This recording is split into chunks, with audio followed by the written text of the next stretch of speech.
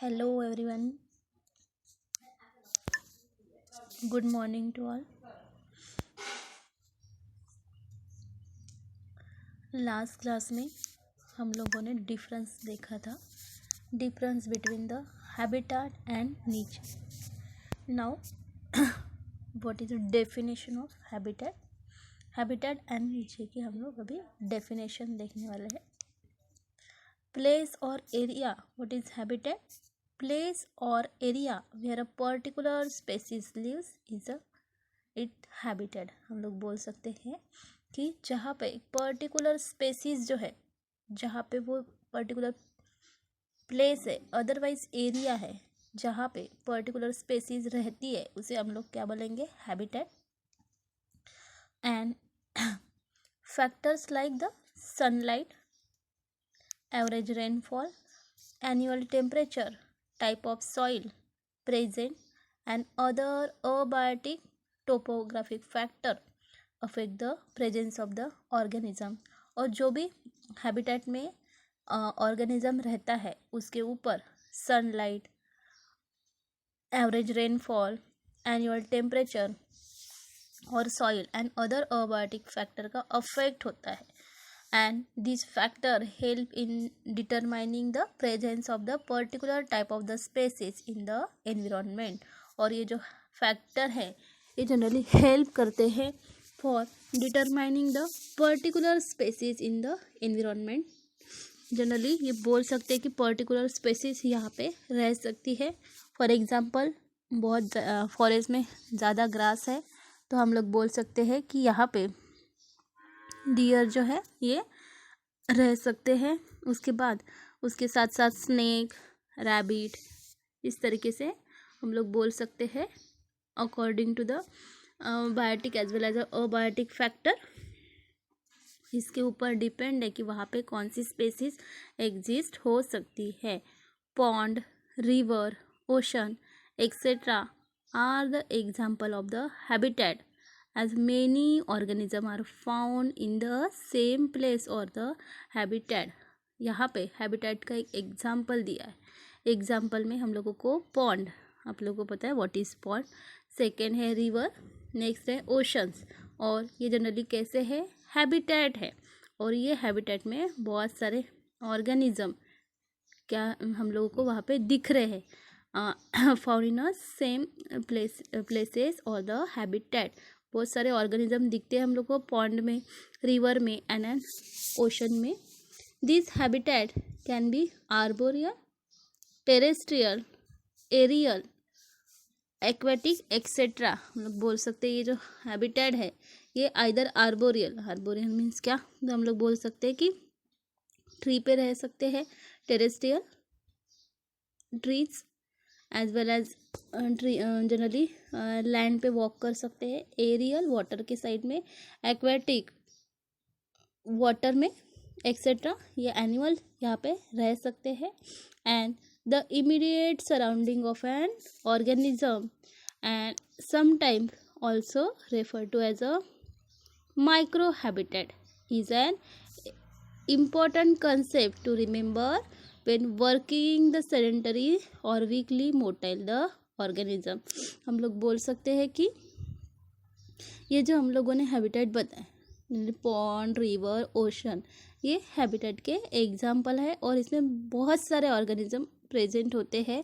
और ये हैबिटेट जो है ये आर्बोरल हो सकती है, टेरेस्ट्रियल हो सकती है, एरियल हो सकती है, अदरवाइज एक्वेटिक भी हो सकती है.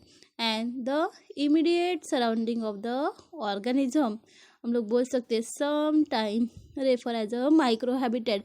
इसमें ये जनरली माइक्रो हैबिटेट भी हम लोगों को दिखते हैं. जैसे for example is an important concept to remember when working with the sedentary or the weakly motile organism. लोग बोल सकते हैं कि जो सेडेंटरी होते हैं, सेडेंटरी मीन्स क्या, तो पर्टिकुलर सब्सटेंस को अटैच हम लोगों ने फॉर एग्जांपल देखा कोरल रीफ्स, ये जनरली अटैच होते हैं। Otherwise weekly motile organism, weekly means क्या, तो लोग बोलते हैं कि ज़्यादा डिस्टेंस तक ये ट्रैवल नहीं कर सकता। मोटेलिटी मीन्स क्या, travel from the one place to the another, ज़्यादा डिस्टेंस तक ये ट्रैवल नहीं कर सकता, वीकली मोटाइल बोलेंगे। तो इस तरीके से हम लोग हैबिटेट को डिफाइन कर सकते हैं। हैबिटेट ब्रॉड लेवल पे है। एंड डेफिनेशन ऑफ द नीचे, द टर्म नीचे was first time used by the J. Grinnell, and the term ecological niche is still not well understood and is sometimes even misused। हम लोग बोल सकते हैं कि ग्रीनेल ने फर्स्ट टाइम नीचे डेवलप किया था। एंड इकोलॉजिकल निच is still not well understood and sometime even misuse. जो इकोलॉजिकल नीचेस है ये जनरली जल्दी से जल्दी हम लोग it is not well understood, अभी तक हम लोगों को ये समझ में नहीं आया है। And some time even misuse, और कभी कभी इसका क्या हो जाता है, मिसयूज भी हो सकता है। Now niches is describe as a position of a species in the environment, like what they do for their survival, how they fulfill their needs of the shelter and the food etc. It means generally species की एक particular environment में कौन सी position है और वो environment में किस तरीके से सर्वाइव कर रहे, सर्वाइव करने के लिए वो क्या स्ट्रगल कर रहे, how they fulfil their need of the shelter, ये जो उनकी रहने की नीड है ये किस तरीके से फुलफिल कर सकते हैं। उसके बाद फूड के लिए वो क्या स्ट्रगल कर रहे हैं। And niches deal with the flow of the energy from one organism to the another and hence it is important to understand what an organism it. Niche हम लोग बोल सकते हैं एनर्जी का फ्लो है कहाँ से, from one organism to the another organism, hence ये generally it is important to understand what an organism it. इसकी वजह से ऑर्गेनिज्म क्या ईट कर रहा है, how it interact with the other organism, other organism के साथ ये किस तरीके से इंटरैक्ट कर रहा है। As soon as the niches is a left vacant other organism fill that position. अगर पर्टिकुलर नीचे से अगर वैकेंट है तो अदर ऑर्गेनिज्म क्या कर सकता है, वो पोजिशन को फिल कर सकता है। मीन्स पर्टिकुलर नेस्ट है, नेस्ट से जल्दी हम लोग बोल सकते हैं एक बर्ड चला गया बट वहाँ पे सेकेंड बर्ड आके रह सकता है। The niche is a specific to the each species, niche से एक पर्टिकुलर स्पेसीज के लिए स्पेसिफिक है, which mean no two species can share the same niches. हम लोग बोल सकते हैं कि सेम नीचेस में टू स्पेसीज नहीं रह सकती, एंड अगर वन स्पेसीज चली गई तो उसके फंक्शन को दूसरी स्पेसीज रिप्लेस कर सकती है।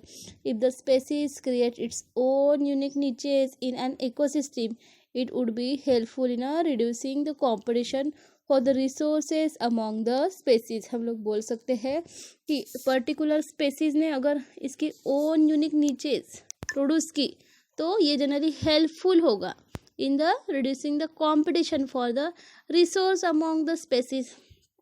फिर इसने खुद का नेस्ट बना लिया तो फिर क्या होगा, सेकंड जो है जनरली क्या करेगा, अपना नीचे खुद बनाएगा by taking an example of bird. और उसमें आप लोगों को वेल नोन एग्जाम्पल पता है, what is example of the bird। it can be understood that how this bird differ in their eating habit। हम लोग बोलते हैं कि बर्ड जो है ईटिंग हैबिट इसकी कैसी है, different, where some bird eat only insect and some only fruits and some can eat both and anything they come across। Birds में ही हम लोग डिफ्रेंसिएशन देखते हैं। कुछ बर्ड्स क्या करते हैं, जस्ट जनरली इंसेक्ट को खाते हैं, for example hen. And some birds only fruits, और कुछ बर्ड्स क्या करते हैं, ओनली फ्रूट्स को खाते हैं। And some can eat both, कुछ बर्ड्स ऐसे होते हैं कि फ्रूट भी खाते हैं इंसेक्ट को भी खाते हैं। And some only fruits and some can eat both and anything they can come across, और कुछ बर्ड जो भी आता है उनके सामने उसे खाते हैं. So here we can conclude that this bird living in a same habitat different in their niches because of their different eating habitat. हम लोग बोल सकते हैं कि ये ऑल जो बर्ड है जिसकी खाने की हैबिटेट डिफरेंट डिफरेंट है, बट खाने का टाइप डिफरेंट डिफरेंट है, बट जनरली सेम हैबिटेट में रहते हैं, सेम हैबिटेट में रहते हैं. एंड जनरली उनकी खाने की हैबिटेट डिफरेंट है, different in their niches because of the eating different habits. तो हैबिटेट सेम है बट नीचेस डिफरेंट है. अभी इसमें हम लोग देखेंगे 3 type of the niches are found. Spatial or the habitat niches. Spatial or the habitat niches. Second है trophic niches and next है multi dimensional or the hyper volume niches. तो इसमें देखेंगे spatial or habitat niches is deal with the physical space occupy bye the organism. Habitat नीचे में particular जो organism है उसने एक पर्टिकुलर स्पेस ऑक्यूपाई की है और ये space it deal with the physical space occupy bye the organism. Organism ने पर्टिकुलर फिजिकल स्पेस ऑक्यूपाई की है, इसे हम लोग बोलते हैं कि स्पाइचल हैबिटेट नीचे or spatial or the habitat niche. Second है trophic niche. It is an on the base of the trophic level of the organism in a food chain. इसे हम लोग बोल सकते हैं generally in the food chain ये depend है on the trophic level of an organism. Next है multi dimensional or the hyper volume niches. It consider number of the environmental factor. और इसमें multi dimensional otherwise hyper volume niches में इसमें number of the environmental factor, कितने environmental factor आ रहे हैं. The resulting space will be hyper volume. और जो स्पेस है ये generally multi dimensional environmental factor जो है biotic as well as abiotic factor पे डिपेंड है. And the resulting space will be hyper volume and not something that can be perceive by the human mind. और generally space कैसी hyper volume है and this space is called as a hyper volume niche. और ये space को हम लोगों ने क्या बोला है, हाइपर वॉल्यूम नीचे बोला है. Alternatively it is the position of the organism in the environmental gradient. हम लोग बोल सकते हैं in short generally position of the organism in the environmental gradient, इसे हम लोग हाइपर वॉल्यूम नीचे बोल सकते हैं.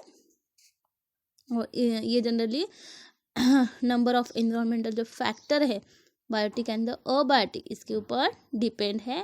For every species there is a fundamental niches and a realise niches. Particular हम लोग बोल सकते हैं कि एवरी जो स्पेसीज है इसे फंडामेंटल एंड द रिलाइज नीचे होते हैं. What is fundamental niches?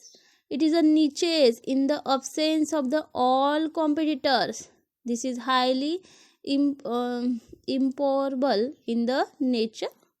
Fundamental niches है ये absence of the competitor. Competitor means क्या? तो एक स्पेसिस है, वही स्पेसिस में जो 2 इंडिविजुअल है एक दूसरे के साथ कॉम्पिटिशन फॉर फूड हो सकता है, शेल्टर हो सकता है. एंड ये जनरली हाईली इम्प्रॉबल इन नेचर है. एंड सेकेंड है रिलाइज नीचे is a more realistic approach in the presence of the competition for the resource available in the habitat. और इसमें रिलाइज नीचे में it is nothing but a kind of the realistic approach है. और इसमें generally competition हो रहा है for the resource available in the habitat. Generally water resource है, जो भी रिसोर्स अवेलेबल है उसके लिए जनरली क्या हो रहा है, कंपटीशन हो रहा है. इसे रिलाइज नीचे बोलेंगे. We also have seen earlier in the chapter that each habitat type is regulated by a number of the abiotic or the physico-chemical factor. लोगों ने अर्लियर चैप्टर में देखा जनरली ये जो हैबिटेट है it is a type regulated by the number of the abiotic or the physico-chemical factor. Generally ये depend है, otherwise regulate कर रहा है इसको abiotic और the physico-chemical factor. Key abiotic factor that influence any habitat are the ambient temperature, availability of the water, light and the type of soil.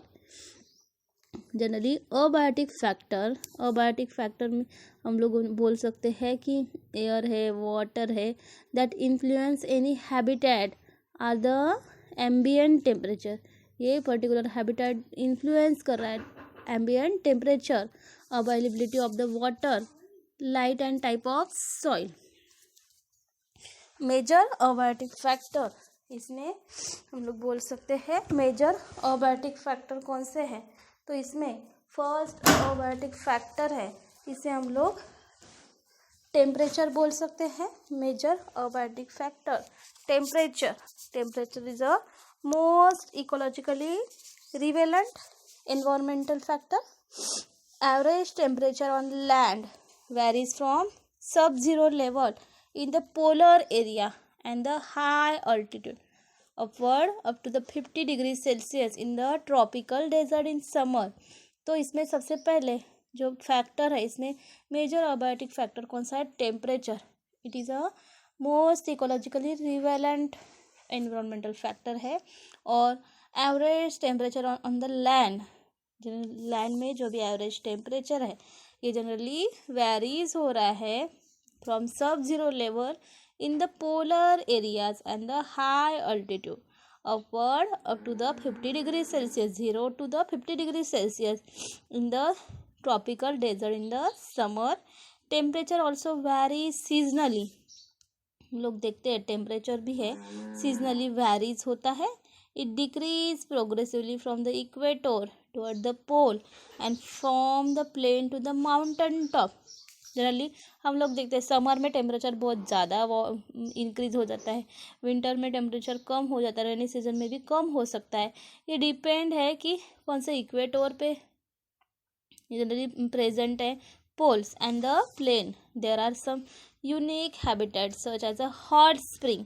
हम लोग बोल सकते हैं पर्टिकुलर यूनिक हैबिटेट है hot spring 80 to 100 degree celsius and deep sea hydrothermal vents where average temperature usually 400 degree celsius तक जाता है. Ambient temperature affect the enzyme kinetic of the cell and thus entire metabolism activity and other physiology of the organism. बोल सकते हैं जो ambient temperature है, it generally affect the enzyme kinetics of the cell and generally entire metabolism activity and other physiology of the organism. Only few organism can tolerate the thrive in a wide range of the temperature.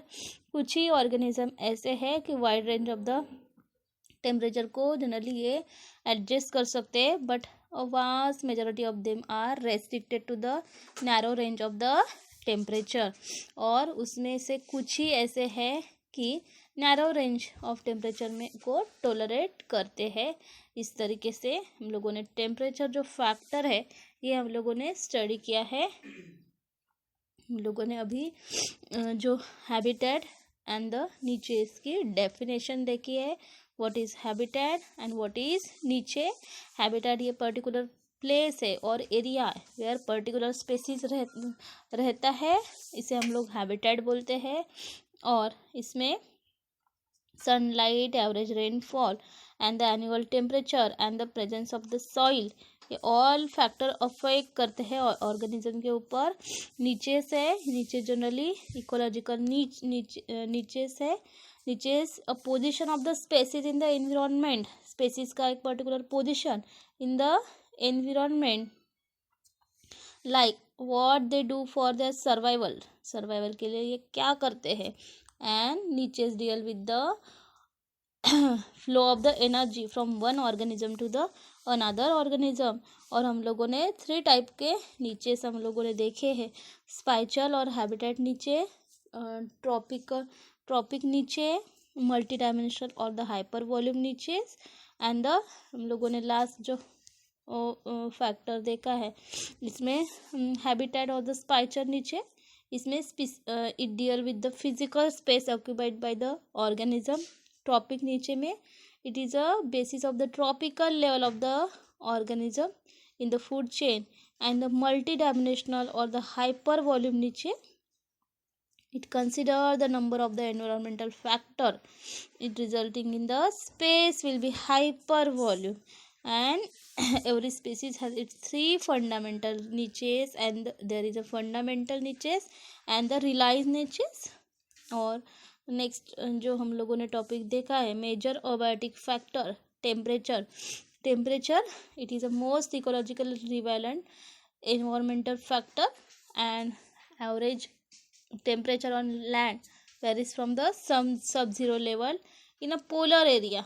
Generally temperature generally change होता है depending upon two the पोल. और temperature कुछ organism इस तरीके से होते हैं कि हाई टेम्परेचर को टोलरेट करते हैं और कुछ जनरली टोलरेट नहीं कर पाते.